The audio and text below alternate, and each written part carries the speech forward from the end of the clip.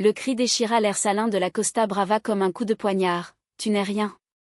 Une ombre dans ma maison? Rien de plus. Les mots d'Élodie, hurlés depuis le balcon de la villa, tombèrent sur Clémence comme une averse d'orage, la laissant tremper, figée sur le chemin de gravier menant à la plage.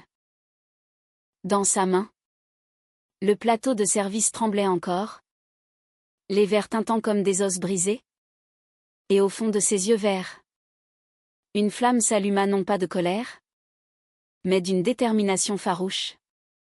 Celle d'une femme qui avait appris à survivre en silence. Ce soir-là, sous les étoiles indifférentes de la Méditerranée, Clémence jura qu'elle renverserait le monde d'Élodie. Pièce par pièce, comme sur un échiquier où les pions deviennent reines. La villa de Can Clota se dressait sur les falaises de Tossa de Mar. Un joyau art déco importé des rêves parisiens d'un grand-père excentrique. Élodie l'avait hérité à 25 ans. Avec ses tours en stuc blanc et ses jardins suspendus où les bougainvilliers explosaient en cascades pourpres. Mais pour Clémence, arrivée d'un village normand 2 ans plus tôt, ce n'était qu'un employeur de plus dans une chaîne de humiliation discrète. À 24 ans, elle balayait les sols de marbre, frottait les vitraux qui filtraient la lumière en éclats de cathédrale, et rangeait les trophées d'Élodie, ses statues d'ivoire et d'or gravées de noms oubliés, témoin muet des victoires d'une femme qui régnait sur le monde des échecs comme une impératrice byzantine. Élodie de Beaumont, 32 ans, était l'enfant prodige de la France. Couronnée championne du monde à 28 ans lors d'un tournoi à Moscou sous les flocons de neige qui masquaient les mensonges de l'histoire. Ses cheveux noirs, coupés en un carré sévère qui soulignait la ligne acérée de sa mâchoire, encadraient un visage où la beauté se mêlait à une austérité presque douloureuse. Elle vivait recluse dans cette enclave catalane, fuyant les projecteurs parisiens pour un exil volontaire, entourée de livres jaunis sur les ouvertures siciliennes et de partitions de Debussy qui jouaient en boucle sur un gramophone ancien. Son regard bleu, perçant comme un coup de fouet, disséquait les âmes avec la même précision qu'elle abattait les rois adverses. Pourtant, sous cette armure, il y avait une faille, une solitude qui rongeait ses nuits. Un vide que ni les victoires ni les amants éphémères ne comblaient. Clémence Moreau. Elle était l'inverse, une silhouette fluide, aux courbes douces moulées dans des robes passées héritées d'une mère disparue trop tôt. Ses cheveux châtains ondulaient comme les vagues de la mer qu'elle contemplait chaque matin avant de commencer son service. Et une cicatrice fine, souvenir d'une chute d'enfance dans les vergers normands, barrait sa joue gauche comme une signature rebelle. Elle avait fui la France pour l'Espagne à la mort de son père, emportant dans ses valises usées non pas des regrets, mais un secret, une passion pour les échecs, apprise sur un échiquier bancal dans la cuisine familiale, où elle battait les fermiers du village en feignant l'innocence. Ici, à Tossa, elle n'était que la femme de ménage invisible, efficace, payée en espèces pour nettoyer les traces des excès d'Élodie, verre de vin renversé, cendrier plein de mégots parfumés au jasmin. Leur première rencontre avait été anodine. Un matin de brume marine où Clémence avait frappé à la porte massive de la villa. Son CV froissé dans une main moite. Élodie, encore en peignoir de soie, l'avait toisé du haut de l'escalier. Vous savez tenir votre langue? Les secrets de cette maison ne sortent pas. Clémence avait hoché la tête, les yeux baissés. Mais déjà, elle avait vu les ombres sous les yeux d'Élodie. Le tremblement imperceptible de sa main sur la rampe. À partir de ce jour, elle devint l'ombre fidèle, elle astiquait les échecs en ivoire sculpté dans le bureau, alignant les pièces avec une précision presque rituelle. Et parfois, tard le soir, quand Élodie s'endormait sur son échiquier, Clémence osait un regard, effleurant du bout des doigts un fou ou une tour, comme on caresse un amant interdit. Les semaines passèrent en un ballet silencieux de balais et de regards volés.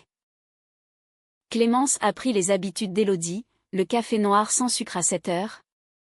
Les promenades solitaires sur la plage où elle ramassait des galets polis par la mer. Les crises de rage quand un coup raté hantait ses rêves. Une nuit d'août. Alors que la tramontane hurlait contre les volets. Clémence trouva Élodie affalée dans le bureau. Une bouteille de cognac à moitié vide sur l'échiquier. Les pièces étaient en désordre. Un roi noir renversé comme un corps inerte. « Aidez-moi » murmura Élodie. Sa voix brisée. Un appel qui n'en était pas un. Clémence s'approcha. Hésitante. Et posa une main sur l'épaule dénudée. La peau d'Élodie était chaude. Fiévreuse. Et sous ses doigts, elle sentit le pouce accélérer un rythme irrégulier. Comme un gambie imprévu. Ce fut le début. Clémence rangea les pièces. Mais au lieu de les remettre en place, elle en déplaça une, un pion blanc avançant hardiment vers le centre. Élodie releva la tête. Surprise. « Vous jouez » demanda-t-elle. Un sourcil arqué. Clémence rougit. Balbutia une excuse. Mais Élodie insista. Les yeux brillants d'un défi soudain. « Montrez-moi. » Elles jouèrent jusqu'à l'aube. La lumière des bougies dansant sur leurs visages. Clémence, feignant la maladresse, laissa Élodie gagner la première partie. Mais à la seconde, elle commit une erreur ou du moins. C'est ce qu'elle voulait croire, son fou sauta en diagonale, capturant la dame d'Élodie en un mouvement fluide. Impitoyable. Élodie rit. Un son rauque et vrai. Le premier que Clémence entendait. Pas mal. Pour une domestique. À partir de là, les nuits se muèrent en parties clandestines. Le bureau devenait leur sanctuaire. L'échiquier un territoire conquis pièce par pièce. Élodie parlait. Enfin, de ses victoires à Linares. Où elle avait brisé un grand maître russe en 20 coups, de la pression des sponsors. Ces vautours en costume qui exigeaient la perfection, de l'amour perdu. Une femme nommée Isabelle qui l'avait quittée pour un violoniste à Prague. Emportant avec elle le dernier morceau de cœur qu'Élodie possédait. Clémence écoutait. Absorbait. Et en retour, offrait des bribes de sa vie, les champs de Normandie sous la pluie. La mort de sa mère dans un accident banal. La façon dont les échecs l'avaient sauvée de la folie. Un échiquier improvisé avec des boutons et des allumettes. Leurs mains se frôlaient sur les cases. Un effleurement électrique qui faisait trembler les pièces. Un soir, après une nulle tendue, Élodie posa sa reine et prit la main de Clémence. « Reste » murmura-t-elle. Et ce fut un baiser salé de larmes et de cognac. Un plongeon dans l'inconnu. Leur amour fleurit comme un olivier sauvage sur les falaises, raciné. Tenace. Parfumé d'huile d'olive et de sel marin. Elle se promenait sur la plage de Tossa au crépuscule. Pieds nus dans le sable froid. Élodie racontant des histoires de Capablanca et Clémence riant. Sa cicatrice se plissant comme un secret partagé. Dans la villa. Les nuits étaient un tourbillon, corps entrelacés sur les draps de lin. Murmures en français mêlés à des jurons catalans quand un orgasme les surprenait comme un mat en échec. Clémence apprenait à Élodie la tendresse, ses gestes simples. Comme tresser ses cheveux ou préparer un plateau de fromage normand volé au marché. Élodie. En retour, lui offrait le monde, des livres sur Nimzowitsch. Une robe de soie chinée à Girona. Et un amour possessif. Presque féroce. Qui masquait sa peur de perdre. Mais l'ombre planait. Élodie se préparait pour le tournoi de Barcelone. Un événement majeur où les champions du monde se mesuraient dans l'ancien palais de la musique. Sous les lustres de cristal et les regards des caméras. Clémence, Reléguée au rôle de soutien discret, astiquait les couloirs imaginaires de la villa en attendant des nouvelles. Une nuit. Après une dispute futile, Élodie accusant Clémence de la distraire. Elle trouva un billet d'avion pour Paris dans le sac d'Élodie. C'est rien. Un rendez-vous avec mon agent, avait-elle dit. Mais ses yeux fuyaient. Clémence, le cœur serré, fouilla plus tard des messages cryptés avec un certain Laurent. Un promoteur véreux qui promettait des contrats juteux si Élodie jouait le jeu, y compris un faux scandale pour booster les audiences. La trahison frappa comme un coup de roi. Le jour du tournoi. Clémence, oisive dans la villa, alluma la radio locale. La voix du commentateur catalan tonnait « Scandale à Barcelone ». Élodie de Beaumont impliquée dans une liaison torride avec sa rivale russe. Photo à l'appui. Clémence sentit le monde basculer. Les images floues, truquées montraient Élodie enlacée à une femme inconnue. Mais pire, un article mentionnait « sa domestique française ». Source anonyme d'informations intimes. Clémence. Son secret. Ses nuits. Son amour tout livré en pâture par Élodie elle-même. Pour un contrat. Pour la gloire éternelle. Le cri qu'elle poussa ce soir-là, sur le balcon, fut le premier hook de leur chute. Mais Clémence ne s'effondra pas. Elle prit l'échiquier, le fourra dans son sac, et monta dans un bus brinque-ballant pour Barcelone. La ville l'accueillit avec son chaos joyeux, Ramblas grouillante de touristes, odeur de paella et de jasmin.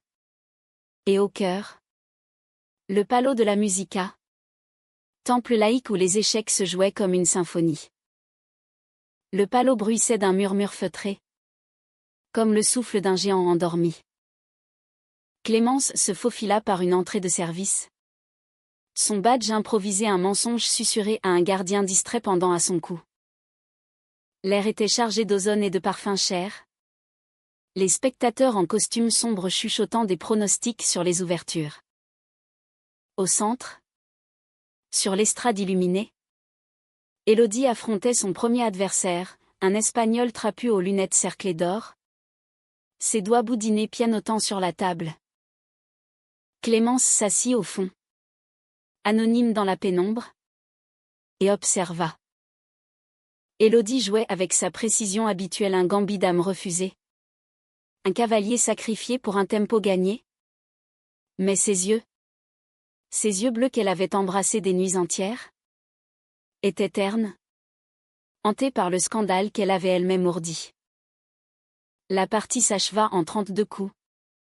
Victoire pour Élodie. Applaudissements polis. Clémence sentit une nausée monter, comment pouvait-elle applaudir? Après cela? Elle se leva pour partir. Mais une main la retint pas Élodie. Non. Mais un organisateur bedonnant, flairant l'intruse. Mademoiselle. Vous êtes inscrite? Balbutia-t-il en consultant sa liste. Clémence. Le cœur battant. Mentit d'une voix rassurée, Clémence Moreau. Qualifiée de province. Un mensonge absurde. Mais l'homme, pressé, haussa les épaules et la nota. Demain. Tour préliminaire ouvert. Clémence n'hésita pas, c'était sa revanche. Son gambit à elle. La nuit tomba sur Barcelone comme un manteau de velours noir. Clémence erra dans le Barry gothique. Les ruelles pavées luisant sous les lanternes. L'odeur de churros frits se mêlant à celle des fleurs fanées. Elle s'arrêta dans un café minuscule. La Reina Mora. Où des vieux Catalans disputaient des parties sur des tables ébréchées. Elle commanda un cortado. Posa l'échiquier plié sur la nappe à carreaux. Et défia le patron, un quinquagénaire bourru nommé Paco. Les habitués s'attroupèrent, riant d'abord de cette fille française aux manières timides. Mais au 15e coup, Le fou de Clémence dansa une valse mortelle. Et au 28e, Paco capitula. Son roi cerné comme un fugitif. Madre mia. T'es une sorcière? Grogna-t-il en servant une tournée gratuite. Pour la première fois depuis des mois. Clémence sourit vraiment, un sourire qui creusait ses fossettes. Effaçait sa cicatrice. Le lendemain. Le tour préliminaire fut un chaos démocratique, amateur contre semi-professionnel. Sous les plafonds voûtés du Palais. Clémence, en robe noire anonyme, affronta un étudiant madrilène aux allures de poète maudit. Elle joua blanc. Ouverture italienne. Et le disséqua patiemment, pion en C3 pour contrôler le centre. Développement harmonieux. Et au milieu du jeu. Un sacrifice de tour qui força la démission en 24 coups. Les murmures enflèrent. Qui est cette Moreau? Élodie. En pause entre ses matchs. Entendit son nom et pâlit. Elle chercha dans la foule.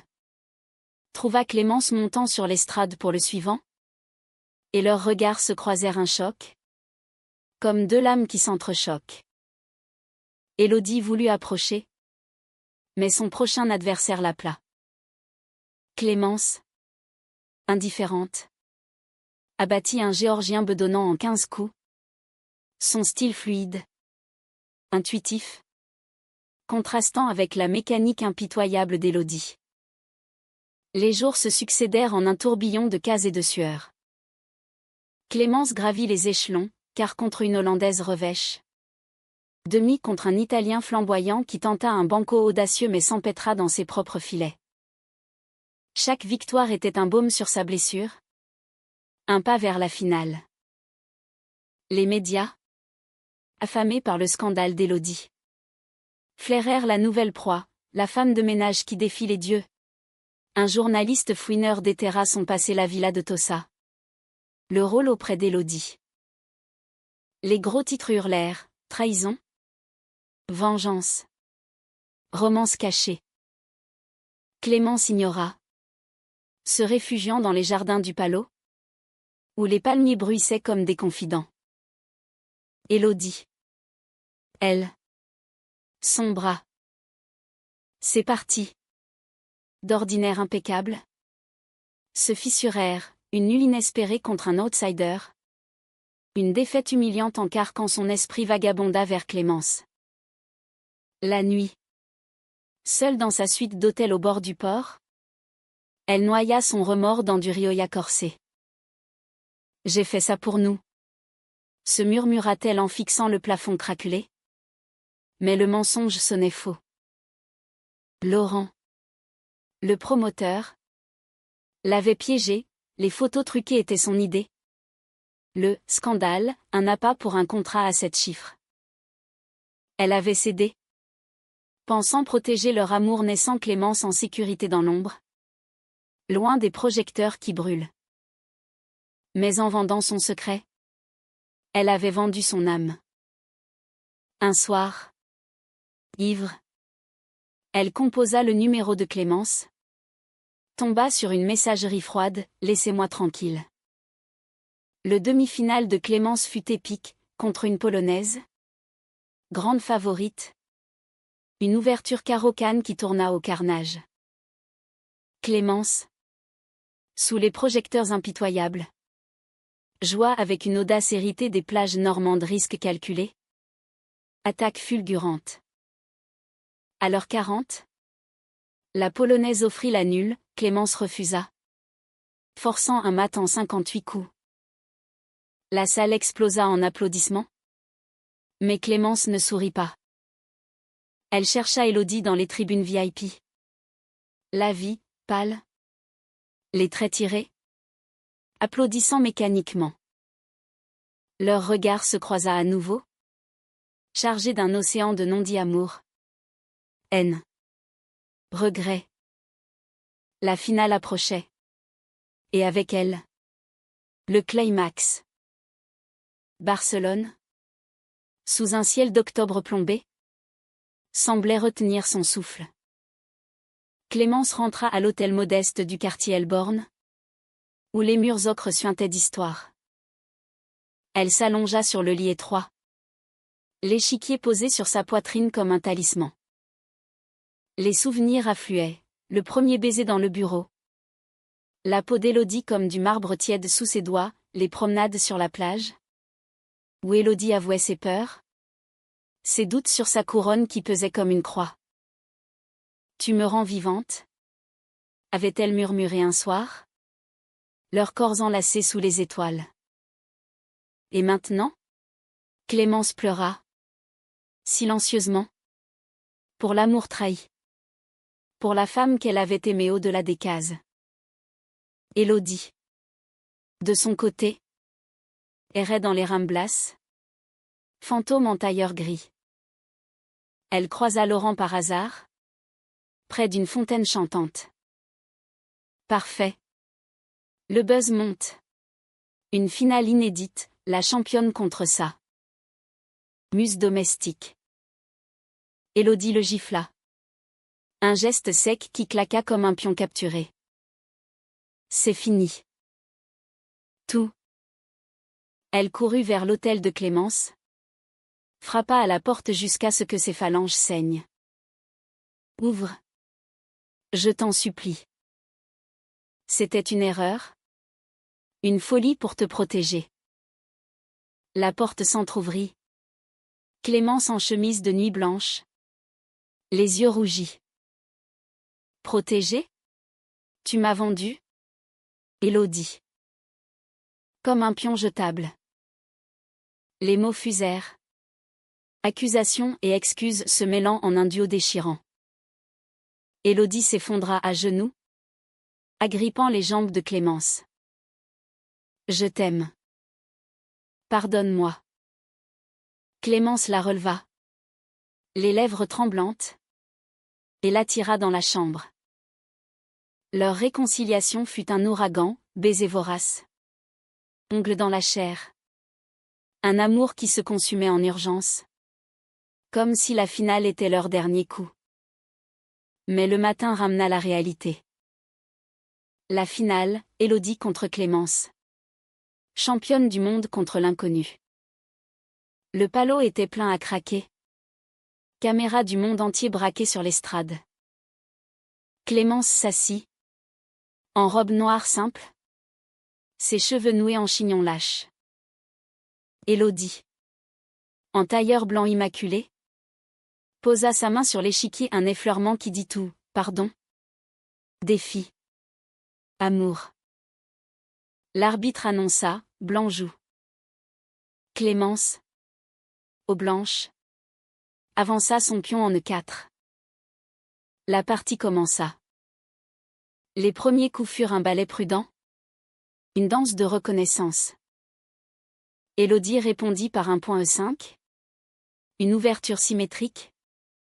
Miroir de leurs âmes entrelacées. Clémence développa son fou en C4. Contrôlant le centre avec une assurance nouvelle, Élodie contre-attaqua par un cavalier en F6. Menaçant déjà l'aile dame. La salle. Suspendue. Respirait au rythme des horloges qui tic-tactaient comme des cœurs affolés. Dans les tribunes. Les murmures enflaient, regardez-les.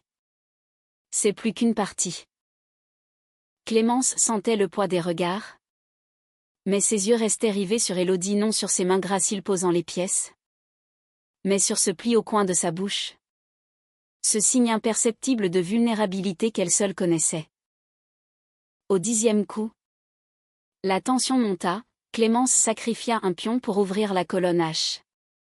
Un gambit audacieux inspiré des leçons volées dans les livres d'Élodie. Celle-ci hésita.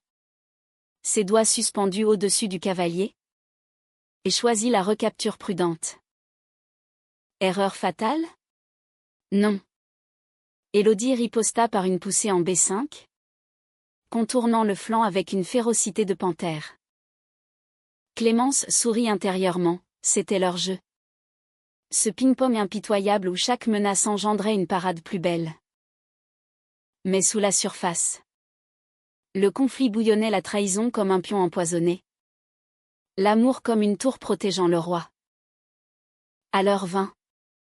La position s'enlisa dans une milieu de jeu complexe, structure de pions verrouillés. Pièces mineures dansant en escarmouche. Clémence, sentant la fatigue, but une gorgée d'eau minérale. Son regard croisant celui d'Élodie. Un éclair passa, souvenir d'une nuit sur la plage de Tossa, où elle s'était allongée nue sous la lune. Élodie confessant son enfance une mère absente. Un père général qui la forçait aux échecs comme à la guerre. J'ai toujours gagné pour ne pas perdre, avait-elle dit. Et Clémence l'avait serré, effaçant les fantômes d'un baiser. Maintenant, ce passé ressurgissait, empoisonnant les cases. Élodie pressait. Son attaque sur le roi blanc gagnant du terrain, un fou en G4 pinçant la dame, forçant Clémence à reculer. La salle applaudit poliment, sentant la championne reprendre le dessus. Mais Clémence, formée dans l'ombre des cuisines normandes, jouait non pas pour gagner, mais pour survivre. Elle contre-attaqua en A4, sacrifiant un autre pion pour libérer sa tour. Gambit Muller revisité. Un coup que personne n'attendait d'une « domestique ». Élodie pâlit, calcula frénétiquement. Et au 35e coup, commis l'irréparable, elle avança sa dame trop tôt. Exposée sur la diagonale à un H8. Clémence ne broncha pas, son fou sauta en E7. Fourchette mortelle sur le roi et la reine. Élodie fixa l'échiquier, incrédule, puis abandonna d'un geste lent, sa main tremblante renversant presque un pion. La salle explosa. Flash crépitant. Cri de « incroyable ». Et Clémence, debout, couronnée par le tumulte. Mais au lieu de joie, elle sentit un vide, victoire amère, car arrachée à l'amour de sa vie. Élodie se leva, le visage un masque de marbre fissuré, et s'approcha sous les acclamations. « Félicitations » murmura-t-elle, la voix rauque, tendant la main. Clémence la prit, la serra fort, et dans ce contact, murmura, c'était pour nous. Pas contre toi. Élodie hocha la tête, une larme traîtresse roulant sur sa joue, capturée par les caméras avides. Les jours suivants furent un vortex médiatique.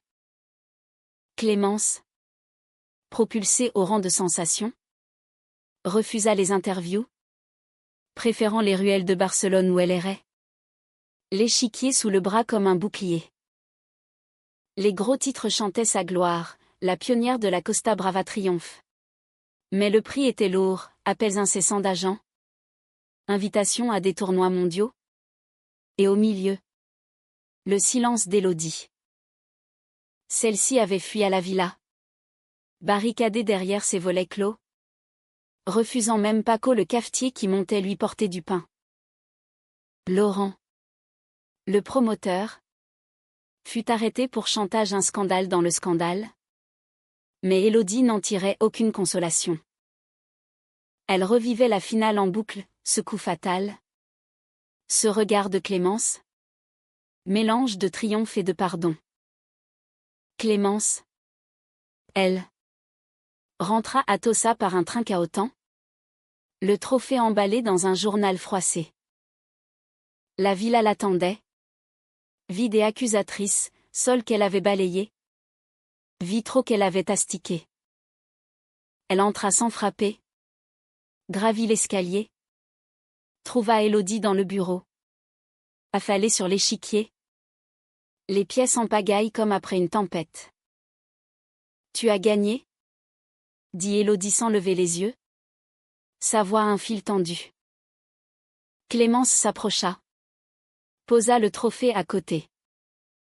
Non. On a perdu toutes les deux. Le silence s'étira. Lourd de non-dit. Puis Élodie se leva. vacillante. Et l'enlaça. Reste. S'il te plaît. On recommence. Sans mensonge. Leur réconciliation fut lente, comme un final patiemment construite. Elles jouèrent des parties interminables sur la terrasse, sous les bougainvilliers qui perdaient leurs pétales comme des confettis de pardon.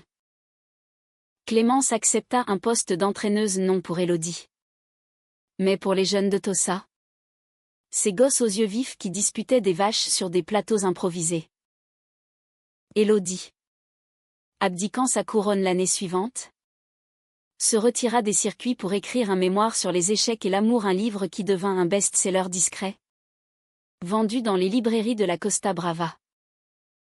Mais le vrai climax vint des mois plus tard, lors d'une tempête qui ravagea les falaises. La villa trembla. Un volet claqua. Et Élodie, paniquée, glissa sur le balcon mouillé. Clémence la rattrapa in extremis. Leurs corps pressés contre la rambarde, le vent hurlant comme un défi divin. « Je ne te lâcherai jamais !» cria Clémence par-dessus le fracas. Élodie, trempée, rit à travers ses larmes, échec et mat. « Mon amour !» L'hiver s'installa sur la Costa Brava comme un voile de brume mélancolique, adoucissant les contours acérés des falaises et invitant à l'introspection. Clémence et Élodie, désormais complices dans leur vulnérabilité, transformèrent la villa en havre, les trophées d'Élodie relégués dans une vitrine poussiéreuse, l'échiquier principal déplacé vers la véranda où la mer murmurait des ouvertures infinies. Clémence, à 25 ans passés, avait mûri en une femme accomplie, ses cheveux châtains plus courts, sa cicatrice un badge d'honneur plutôt qu'une ombre. Elle enseignait les échecs à l'école locale, un bâtiment croulant aux murs tagués de graffitis catalans, où une quinzaine d'enfants l'entouraient chaque après-midi, leurs rires fusant comme des promotions inattendues. Élodie, quant à elle, explorait un nouveau territoire, l'écriture. Assise à une table en rotin sous les oliviers, elle tapait sur une machine à écrire ancienne, les touches claquant comme des coups de pion. Son livre, Les Reines déchues, n'était pas un traité stratégique mais un roman voilé, l'histoire d'une championne et de sa muse, où les cases de l'échiquier se muent en métaphores d'amour et de perte. Clémence lisait les chapitres au fur et à mesure, levée contre elle sur le canapé usé, critiquant avec tendresse, trop de métaphores siciliennes. Ma chérie, laisse respirer le cœur. Élodie riait, l'embrassait sur la tempe, et corrigeait, reconnaissante pour cette voix qui l'ancrait dans l'humain. Leur amour, jadis fiévreux et possessif, s'était approfondi en une tendresse quotidienne, tissée de gestes simples. Le matin, Clémence préparait un petit déjeuner normand, crêpes fines saupoudrées de sucre, café filtre fort, tandis qu'Élodie, encore ensommeillée, descendait en peignoir, ses cheveux en bataille comme un échiquier après la tempête. Elle marchait sur la plage, main dans la main, ramassant des galets polis que Clémence gravait de symboles échiquéens, un cœur pour une reine, une flèche pour un fou. Les villageois de Tossa, d'abord scandalisés par ce couple français aux manières efféminées, finirent par les adopter. Paco offrait des vins gratuits aux Reina Mora, et la boulangère glissait des madeleines dans le panier de Clémence. Pourtant, les ombres persistaient. Élodie recevait encore des lettres de fans déçus, des invitations à des tournois qu'elle déclinait poliment. Et parfois, la nuit, elle se réveillait en sueur, hantée par la finale de Barcelone. Et si j'avais gagné, murmurait-elle dans l'obscurité. Clémence, tirée du sommeil, la serrait fort, tu as gagné autre chose. Nous. Mais Clémence, elle aussi, portait ses cicatrices, des doutes sur sa légitimité. Des nuits où elle revoyait le balcon. Ce cri qui avait tout brisé. Elle s'était inscrite à un tournoi mineur à Girona. Pour tester ses ailes. Et avait gagné non sans effort. Non sans larmes après. Quand la solitude de la victoire lui rappela Élodie. Le vrai dénouement vint au printemps. Lors du Festival des échecs de Tossa, un événement modeste. Organisé par Clémence elle-même. Avec des stands de paella et des parties simultanées sur la place du village. Élodie y participa incognito. Sous un chapeau de paille. Affrontant des locaux hilars. Clémence arbitrait. Son regard suivant chaque coup avec une fierté maternelle. Mais le clou fut une exhibition, Clémence contre Élodie. Sur un échiquier géant tracé à la craie sur les pavés. La foule s'amassa. Enfants perchés sur les épaules de leur père. Paco servant des bières mousseuses. Elles jouèrent au ralenti. Narrant leurs coups pour les novices, voyez. L'ouverture roumaine. Comme un baiser timide. Au milieu du jeu. Clémence sacrifia sa dame, un geste théâtral. Inutile en compétition mais parfait pour l'amour. Élodie rit. Capitula avec grâce. Et la foule applaudit. Ignorant que c'était leur rituel privé. Ce soir-là. Sous un ciel étoilé où la grande ours veillait comme un roi bienveillant.